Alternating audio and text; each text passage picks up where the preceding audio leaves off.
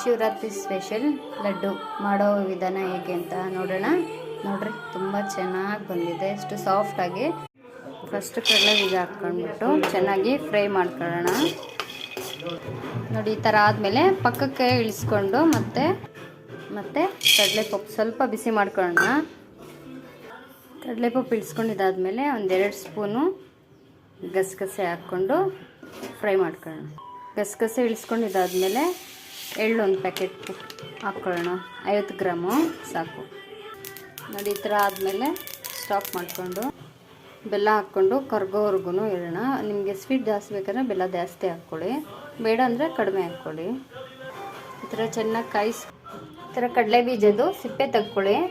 Next mixie ಜಾರ್ಗೆ ಒಂದು 5 ಏಲಕ್ಕಿ ಹಾಕ್ಕೊಂಡು ಚೆನ್ನಾಗಿ ರುಬ್ಕೊಳ್ಳಿ.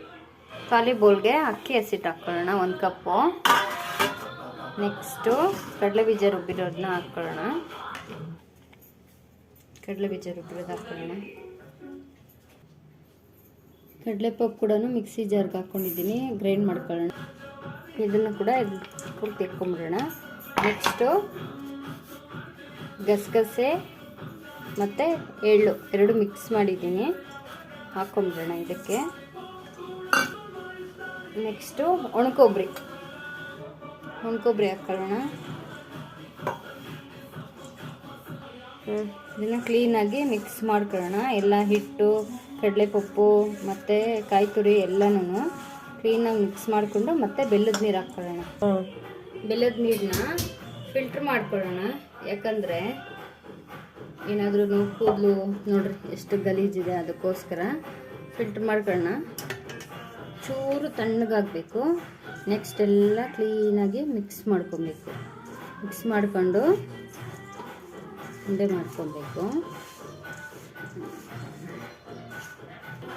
ನೋಡಿರಿ ಈ ಥರ ಎಲ್ಲ ಮಿಕ್ಸ್ ಮಾಡಿಕೊಂಡು ಲಾಸ್ಟಲ್ಲಿ ತುಪ್ಪ 1 ಸ್ಪೂನ್ ಹಾಕ್ಕೊಬೇಕು ಕಲಸೋವಾಗ. ಈ ಥರ ಉಂಡೆ ಮಾಡಿಕೊಂಡು ನೀಟಾಗಿ ಬರುತ್ತೆ. 2 ಕೈಲೂ ರೋಲ್ ಮಾಡ್ಕೊಬೇಕು. ಈ ಥರ ಬರುತ್ತೆ. ಎಲ್ಲದನ್ನು ಅದೇ ಥರ ಮಾಡಿ ಇಟ್ಕೊಳ್ಳಿ. ನೋಡಿ ಈ ಥರ ಮಾಡ್ಕೊಂಡು ತಿನ್ನೋದ್ರಿಂದ ಚೆನ್ನಾಗಿರುತ್ತೆ. ಎಳ್ಳೆಲ್ಲನೂ ಮಕ್ಳಿಗೂ ಮೂಳೆ ಸ್ಟ್ರಾಂಗ್ ಆಗುತ್ತೆ.